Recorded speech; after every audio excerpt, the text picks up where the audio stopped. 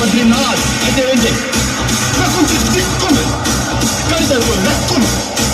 చూడప్ప సిద్ధప్ప, నేను సింహం అంటానబ్బా. అది గడ్డం తీసుకోలేదు, గడ్డం తీసుకోలేదు, అంతే తేడా. మిగతాదంతా సేమ్ టు సేమ్.